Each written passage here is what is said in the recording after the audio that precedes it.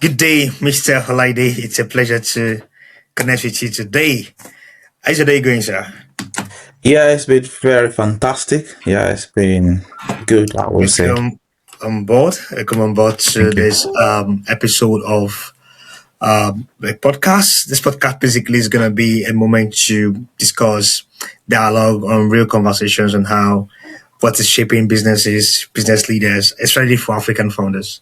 Yeah, All right. okay, that's all right. Yeah, That's good. Thank you. Thank you. So, thank you. Mr. Lide is a non-profit leader. He's a co-founder of Equity and Girls Code.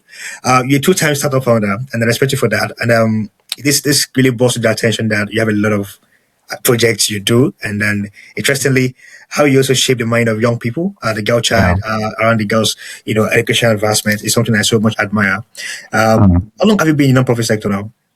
So from 2018, I Wow. officially came into the non-profit space, and Yeah. that was kickstarted with the Girls Code Initiative back in Plateau State then. So Yeah, that's it. yeah, Wow. yeah, came up with that ideology to support young people, young girls, Nice. and Nice. begin to impact the tech skills into them. So we kind of did a lot of trainings, Yeah. sections with them in collaboration with IBM. We did one with Microsoft, and then we also did one with Equity.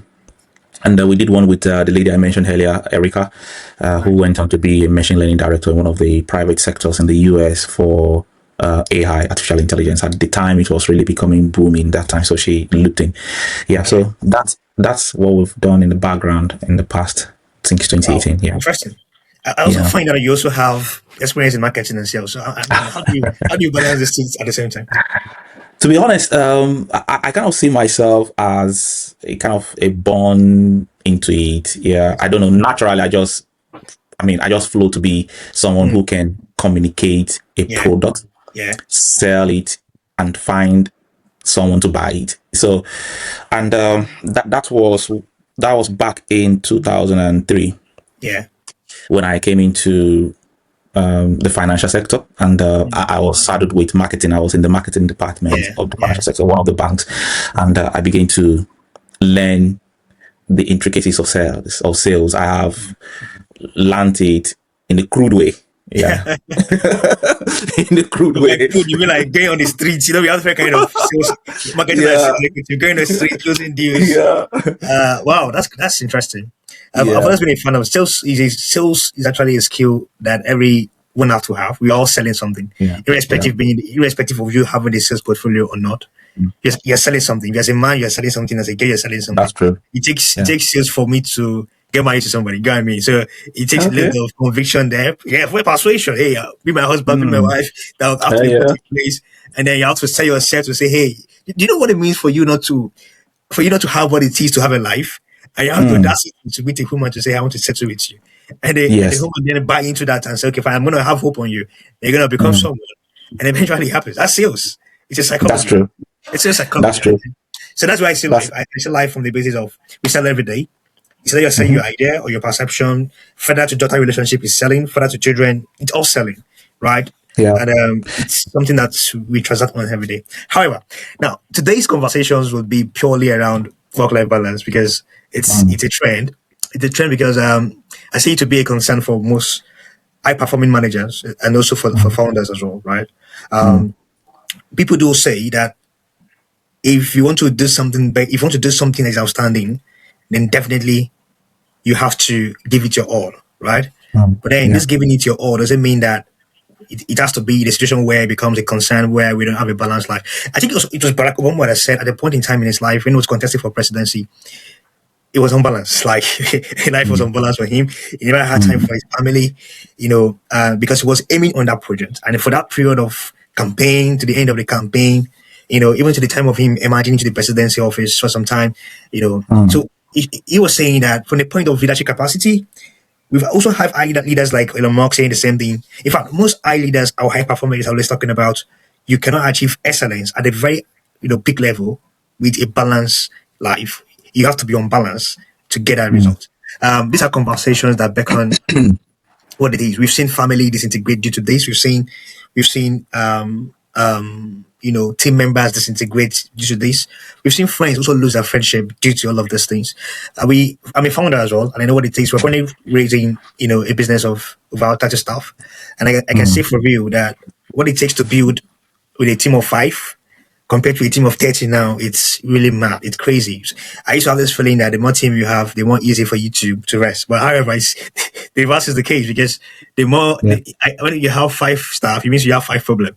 When you have 30 Uh-huh. staff, it means you have 30 problems. That's a challenge. So 30 challenge. Structural challenges. Yeah, exactly. Yeah.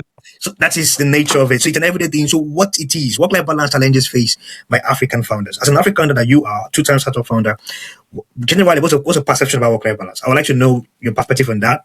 Then we can go into the questions for the day. Yeah.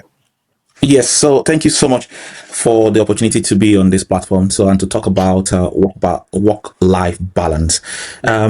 I will start by saying my understanding of balancing the equation, because there are the pendulums on both left and right of our life.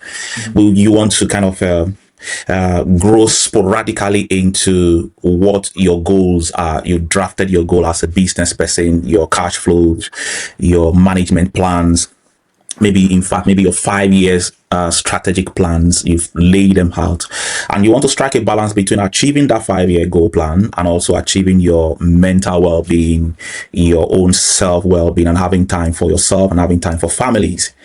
I would say in Africa, in the settings that we have come from, Yeah. especially from Nigeria, we have not really been programmed to kind of see the difference between achieving and running after your goals and also achieving your own personal well-being. It's a goal. So, and in fact, I will quickly want to jump on and say that many of the times that we set goals for maybe 2026 goals, 5 year goal, 3 year goal, we leave the most important part of that structure that we intend to achieve, which is your well-being. We leave it out. We don't set a goal for your own well-being, your health goal, your mental well-being goals, your physical, do I need to check into the hospital? Do I need to do an annual health check? Do I need to go for exercise? All of those things, the kind of food you want to eat, the kind of places you want to be, the kind of thing you want to do that will make you feel fulfilled. It will amount to a zero effort, in my understanding, if you can achieve 5 year goal without your mental well-being being intact. So why am I running towards a particular aim and leaving behind the person, the vehicle that is going to help achieve those goals? If I'm not there, would that goal be achievable? So these are structural challenges that we have not been cultured back in our country to begin to place emphasis on those, on that particular area of our life as an entrepreneur. And unfortunately, like we all know, it is not taught in schools. It's not taught even in homes. It's Yeah. not. We believe in the philosophy that the more you kind of put in the effort, work Awesome. very hard, Yeah. put in Yeah. the time, put in the hours, you will Yeah. get the result. But unfortunately, even from our place where we are right now, you can justify a lot of people who put in the hours, 1,000 hours in maybe in 6 months. What has been the result as that 1,000 hours that you've got? I mean, you've put in into your effort. So the justifications of that, it can amount to maybe a lot of impact on yourself, on your body, on your well-being, and all of those things. So there should be a balance that each of us as entrepreneurs should begin to strike that will make your goal even achievable in the first place. Yeah, that's my conclusion in that aspect, or I like kind the of fact that introduction to me to that. yeah, Yeah. yeah.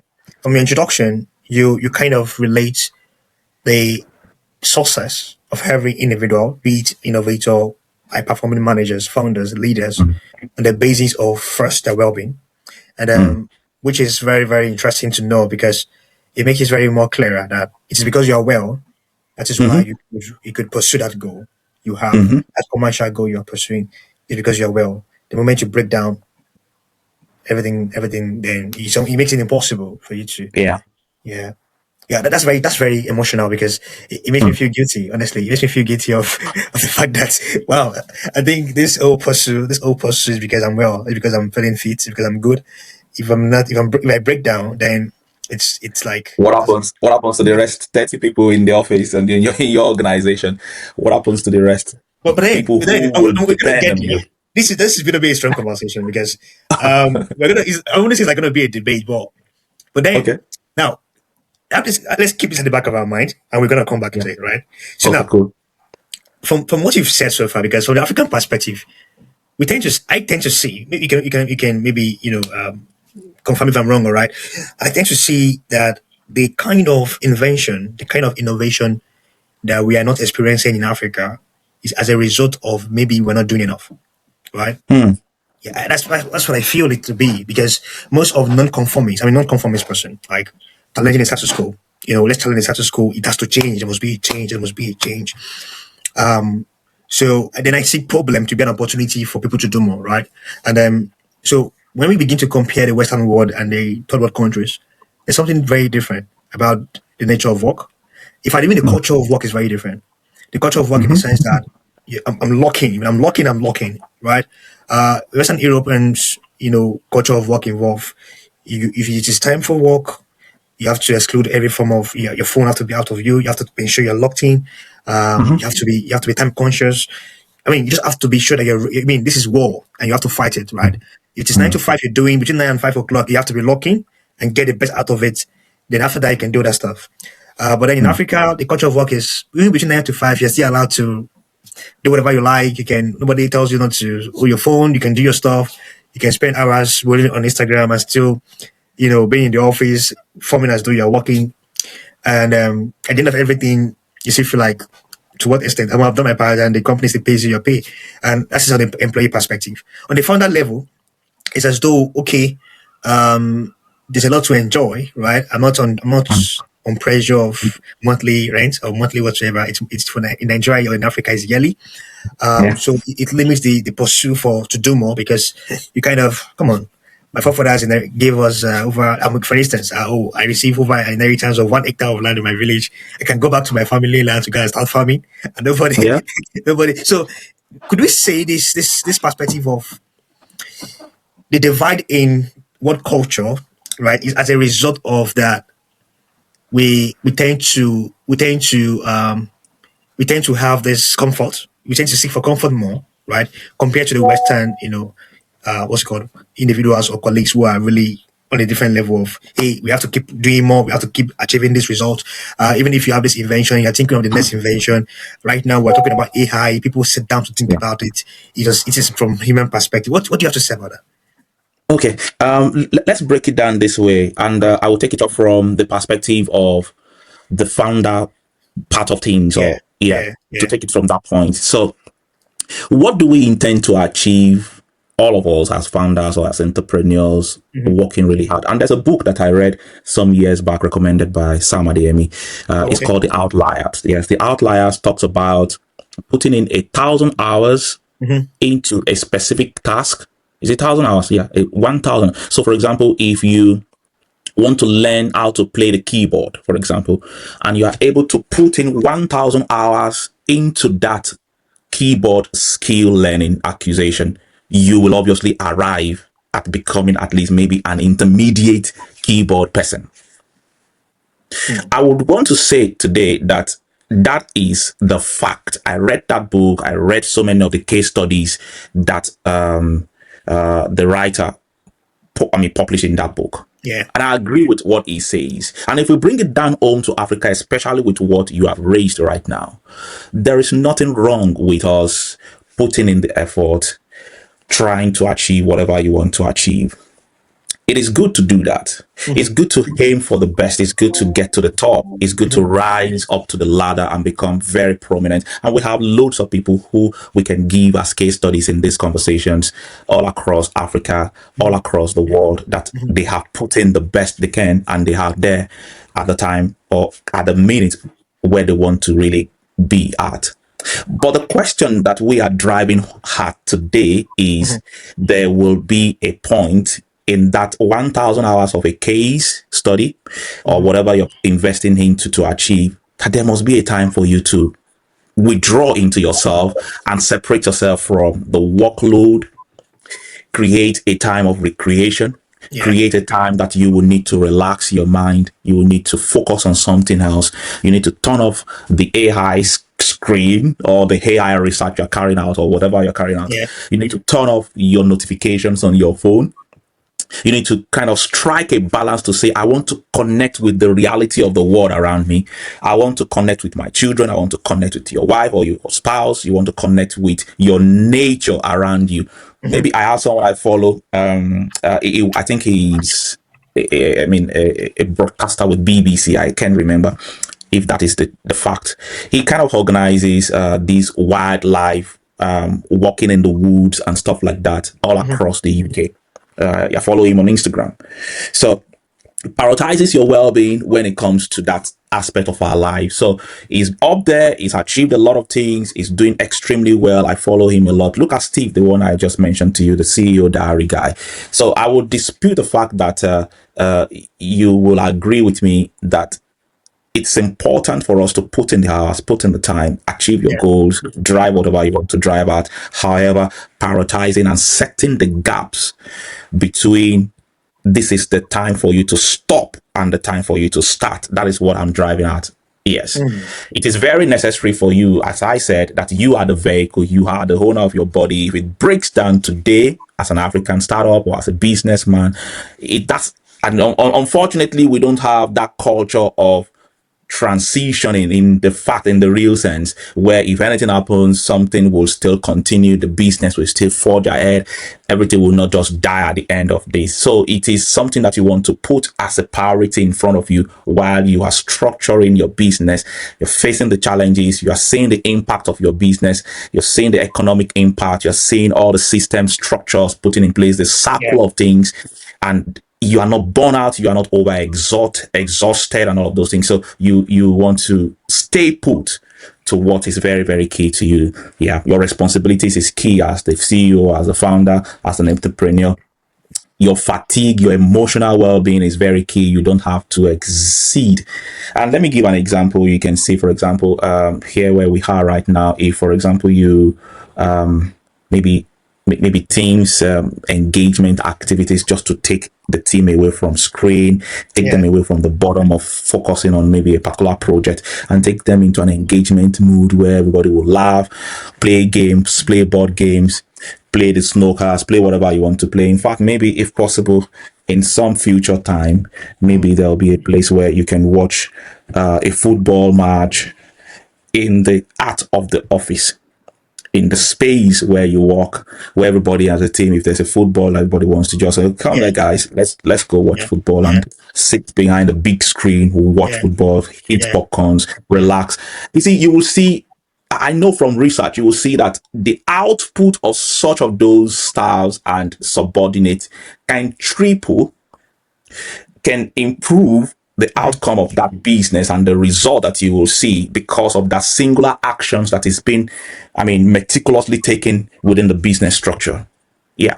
So, but if you compare that side by side with businesses who run a 9 to 5, Mm-hmm. strictly behind the system. A boss is behind your back, watching what you are doing on your system, making corrections, lashing at you, not giving you time for you to have some breaks and stuff like that. Can we Yeah. put some side by side research to prove the performance of that person who has a boss who had called him out or called them out, called the Yeah. team out on Yeah. maybe a day out, a Yeah. football match, Mm-hmm. an engagement to go take a drink somewhere in town, and the performance of those who don't have such structures available to them in the business, especially in Africa? So can we put a side by side justifications for the performance, the output of each of those group of people in the system and see the result? And I think definitely the result from one to the other will be huge gap and huge difference. I tell you the truth. Yeah. Oh, interesting. I mean, Yeah. you kind of talk about the feature of workspace, which is where you talk about Mm. how workspace should be designed to accommodate leisure. Mm-hmm. Currently, at BFG Consult, it's something that our HR team, our HR unit are currently administering, where we Mm. have moments where our team could hang out, play games, play footballs. Um, if I'm a football lover, I watch football a lot. Oh, Yeah, so if I there are cases where we have to shut down, we have to close down the office off early because we enjoy it as a match to play. Everybody should go oh, to good. watch the match. Yeah, you know, it's but then I wouldn't. It's not something that happens all the time because some mm, projects may be at stake, will be due to some timelines of or some strict timelines, and then you mm. have to like, oh, you know what, guys, you have to get this done and get this done. But however, if there's a elasticity of time for one to engage in such acts, we such encourage that. But I know most companies are guilty of this because if you look at it in the real context, we employers kind of, we are always like we are locked into to the result to the output section of it, and then I will jump on that quickly because you see yeah, the reason why we have such and such behaviors in okay, court, okay, and we've been able to. I mean, the background where we're coming from, yeah, our yeah, exposure, our yeah, understanding, and our level of experience. yeah, We kind of carry that as a CEO, as a founder. We bring okay, that ethics, we hmm, bring that legislation yeah, into our own work. It's my business, it's my it's business. my company, it Mm, is me that owns it, blah, blah, blah. So we bring those attribute, that character into what we do, and we unknowingly mm, transfer that behavior mm, into the people that are working for us. mm. And it could not be that it is intentional. Yeah, It's yeah, sometimes unintentional that we kind of transfer that same character hmm, into the people, into the yeah, workplace. So the yeah, way you design your office, mhm, the way you yeah, design your workplace, how does it reflect who you are as a founder? mm, Your office space, yeah, your culture, even the yeah, structure, the yeah, systems yeah, that you are yeah, putting in place in the yeah, business, yeah, it reflects the CEO, it reflects the founder, and yeah, sure. automatically Mm, everyone who is working in that business will follow suit. Oh, this is the character. In fact, back home in Nigeria, we used yeah, to say the culture of the company.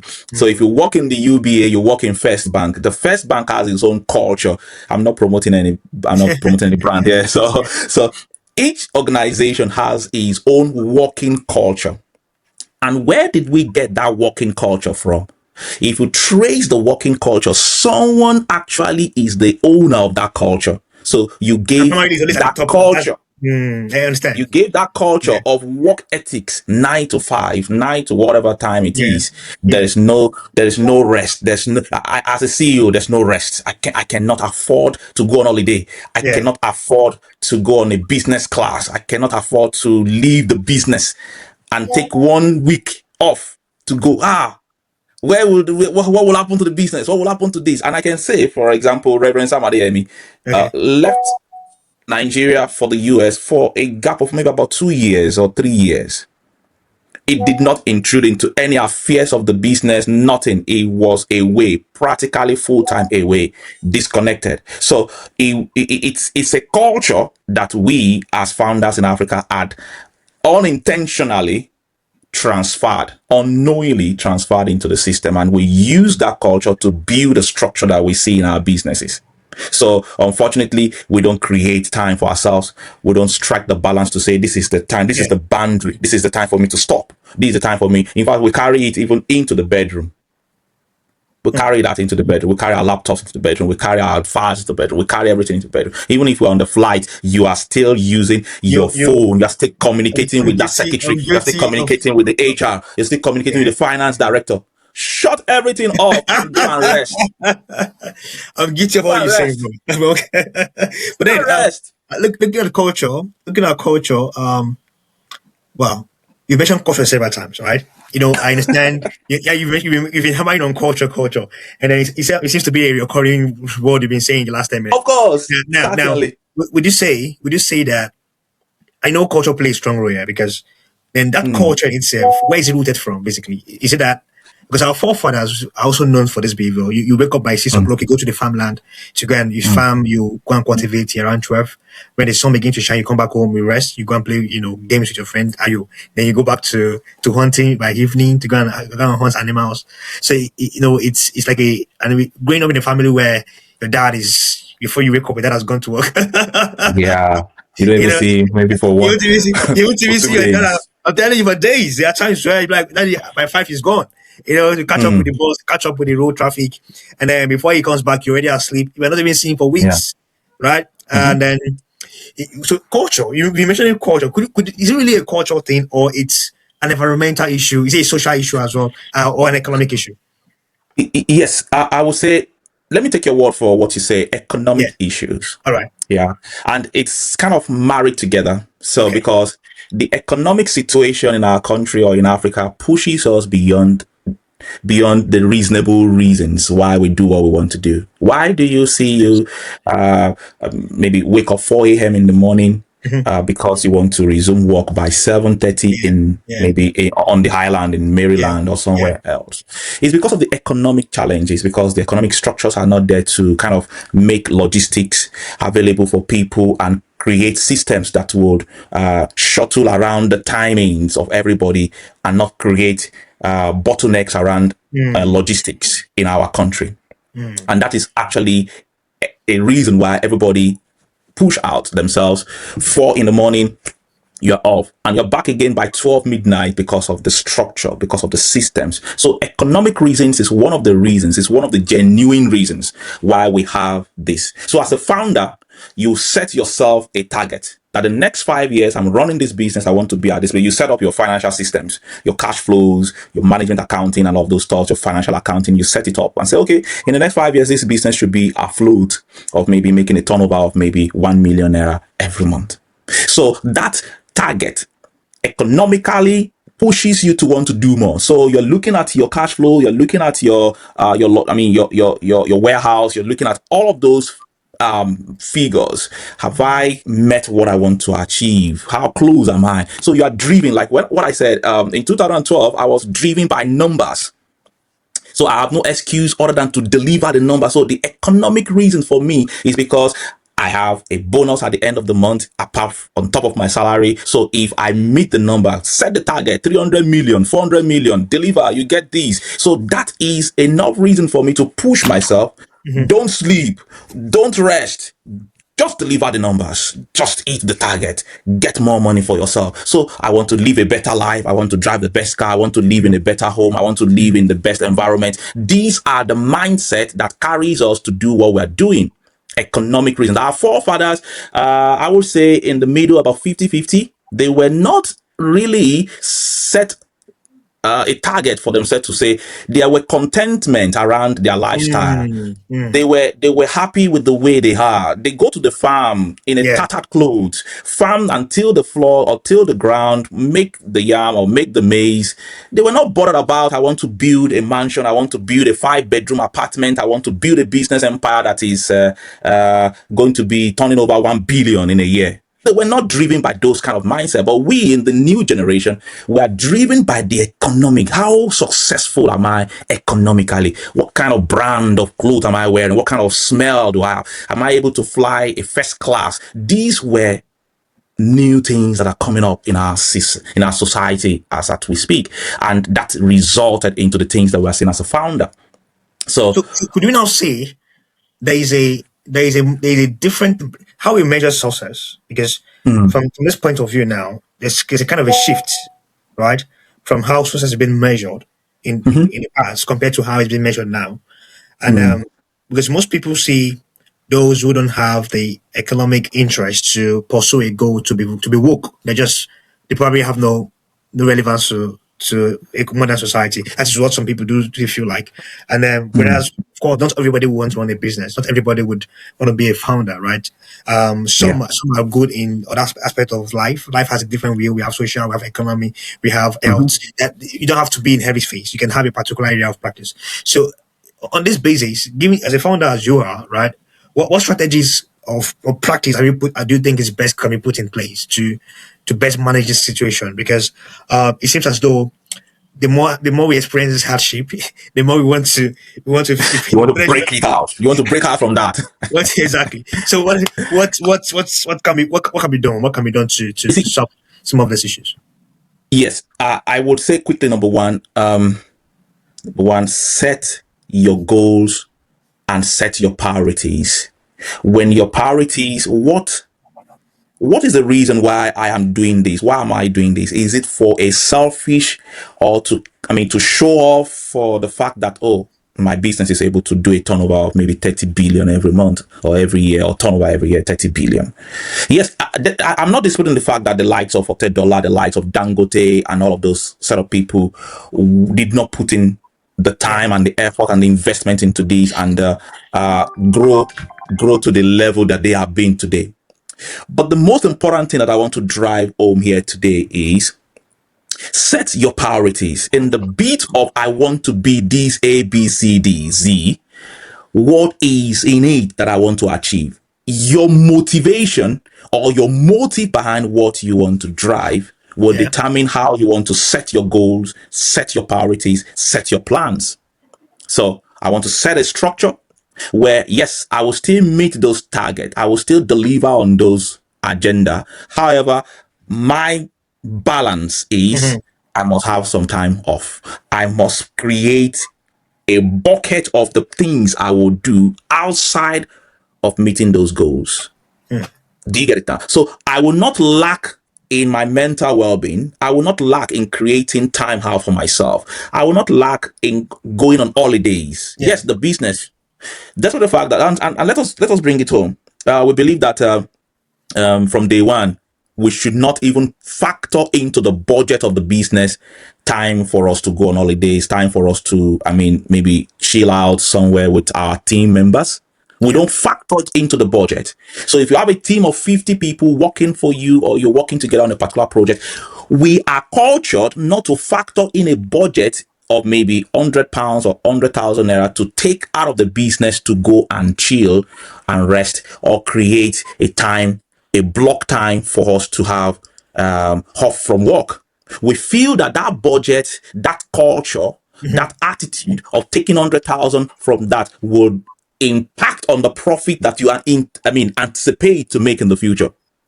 But the people that you are spending the 100,000 naira on, creating maybe 2 hours or 3 hours out of the work schedule for them to chill, for them to relax in the middle, in the middle of the business or the business of life or business of Yeah. the business, Yeah.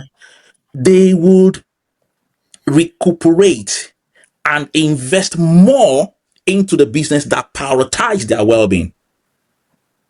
Yourself, who is the CEO or the founder of the business, Mhm. you will see, for example, maybe you went on an island, spend maybe 3 days or 4 days on an island. You will see the kind of ideas, the kind of fresh innovations that will come into you when you are away from the screen, you're away from your activities, your day-to-day activities. Things will begin to come into you. The kind of connections that you will even meet on the flight. I was chatting with someone just this week. He said the Yeah. kind of some people see you being on the flight to build connections. It could even be a business chat that you both are having, and it could turn around to be maybe about 20 million for you or 10 million for you in the future. But when you are sat down in Isaleko right there, Dumota there, sat down, this thing, me and you today, for the rest of 365 days, you will sit down in your local ideas, sit down in your local innovations. You are not going out to go and learn Yeah. things or to go and Yeah. get fresh ideas, to go and connect with people. But you are sat down in the Dumota and say, this one, na sale with the sell, yeah. Nothing like holiday for us, nothing like work balance, yeah. Na English they talk. I'm looking for money. Now money with the Yeah. talk here now. So that period of you being away as a founder, you are able to connect with other people. You are able to build relationship with other people. You are able to get some innovative ideas that you can bring back into your Back into business. the business. Mm. I Do you get. get it now? So Yeah. you juggle between those work ethics, rest times, connections, and out of business environment and begin to see your business in a different perspective. Mm. It is not about the finances. It's not about in finance we call it the P&L. That's a profit and loss account. It's not about the balance sheet. It's all about you. If the balance sheet are not friendly, the numbers are not good, it's negative at the bottom line. It means you need to question yourself. What have you done or what are you doing to yourself? And that is translating or transferring into your balance sheet or transferring to your P&L account. As an entrepreneur, Mm. create time away. Interesting. Wow. Wow, this is a very massive conversation, Mr. Lady. And I'm really so honored to hear this directly from someone like you who is so experienced. And you know, to wrap it up, your personal journey Yeah. has been so interesting. And then, Hmm. so what would you share that really helped you, right, to achieve this? Some of us are still struggling with this. Yeah, honestly, some of us are still struggling with this, and we can't shy away that it's really, really, really tough, but it's doable. It's It's achievable. Yeah, yeah, it's it's doable. very So, achievable. what would you share? When you What would you share from your Yes, I when you mean, so raise what would you this share from your conversation with personal me, journey? yeah, yeah, yeah.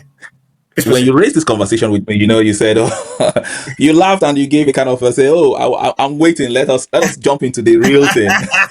So I Let's. prepared for you. Now let me ask you a question. Let me Okay. ask you a question. I do. When last have you been on holidays? I have Be, never be, been on be holiday. So, honest. so when you say holiday, it means like off work, just on holiday, right? Yeah, anything that is termed Yeah. holiday to you. There's never been any time where I'm off work. Honestly, There's It's- never been I have time you never have been off any work. time in the last 8 years. I There have will never been give any in the time. last 8 years, 8 years. and that is a Yeah. very important feedback that you've given to me. And everybody who will listen to this conversation later on Yeah. after today, Yeah. Sure. please, Mr. Festus Bello, 8 years he has not had rest because he's building a business. He Hmm. has never even gone on holiday. Now, let me give you an assignment. All right. And I will monitor that assignment and I will have a feedback. And All maybe right. we can come back and tell Sure. the whole world it has, you've done the assignment. Number one, Okay. there is the term holiday Yeah. to us as African entrepreneur is we buy flight ticket, we run from Lagos, for Yeah. example, maybe from Lagos to fly Yeah. British Airways to Yeah. maybe the US, for example, Yeah. or to Bahamas. Yeah. Yeah, that is holiday. But as an entrepreneur who is building the business, Yeah. I would not say you should buy a first class ticket or business class ticket and run there. But do you know that there is a place called Obudu Cattle Ranch Yeah. in Cross River Cross River. that you can go and spend 2 days, 3 days there? Rest your mind, rest your brain, rest your bones, rest your flesh, rest everything, and you connect to the nature. How much will it cost on the flight from Lagos to Cross Cross River River. State?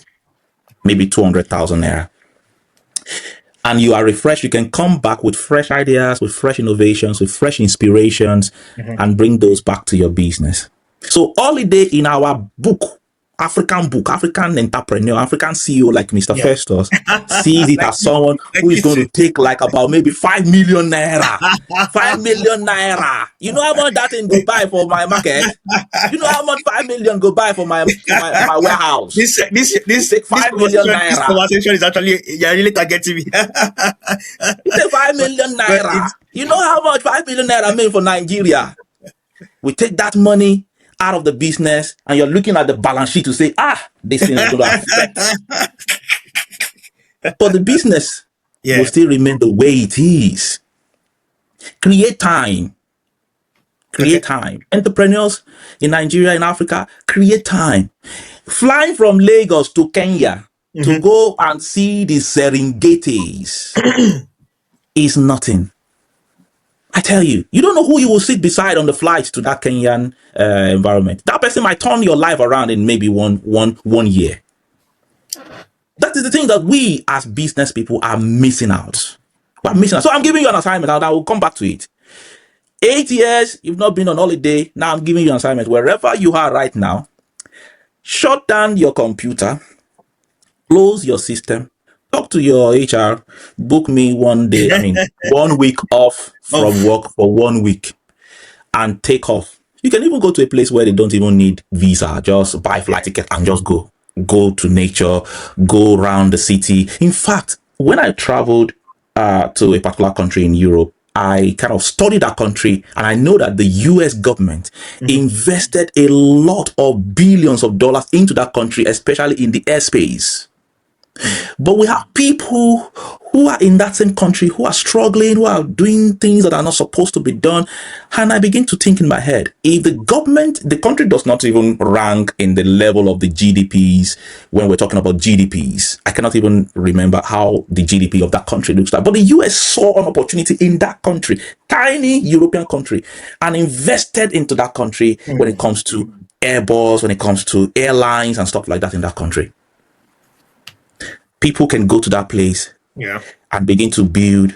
Where are the business intricacies or in business connections in this place? Hmm. Who can I speak to? Who can I talk to? What are they doing here? And I can build. So when you travel, you are on holiday at the same time. You are also investigating, researching about that thing. What are they doing in this place Yeah. that I can take back to my country, to my place, to my business? What connections can I build in this place that I can take back, we can collaborate together on varieties of projects? That is holiday. At the same time, resting, at the same time, building connections, at the same time, wanting to investigate about what they do in those places. And I traveled to some places and I bought a product. That product was made from the venom of a python. Oh. A venom of a python. And when you apply that product on a particular scar in your body, I read that product, I said, wow, can we create a product around that? Can we seek for those who made those products? Can we collaborate together and maybe find we have plenty of python in Nigeria? I'm not saying we should go and kill all of them. But these are things that is going on in my head. Package it inside a can and selling it at an expensive amount in that country. So, Mr. Bello, your holiday start now. Work balance start with you right after this conversation. Straight on. Get that's a long your flight conversation ticket and move. Spend 1 week and go and rest. This is most of the realest conversation I've ever had this year. Yeah. And I'm so glad that you really dealt with this topic, and it's something that I really speak to every African founders, not just me, for those who are hearing, not just me, for every one of us here everybody who are guilty of this, about work-life balance and how we can best shape this. We're going to have a second part of this conversation, Mr. ID. And that will be the assignment that I've given to you. We're going to have a second part of this conversation. But for now, I'll have to let you go. Thank you for your time. I appreciate this. And we'll keep in touch. And then for the watchers, please make use of this very good knowledge around work-life balance and how we can best shape, our work. I believe that from this input experience from Mr. Olaide, it's something that we can really learn from and build our life and family, work, whatever it is around us. Thank you, and see you later. Cheers. Thank you so much. Yeah. All right.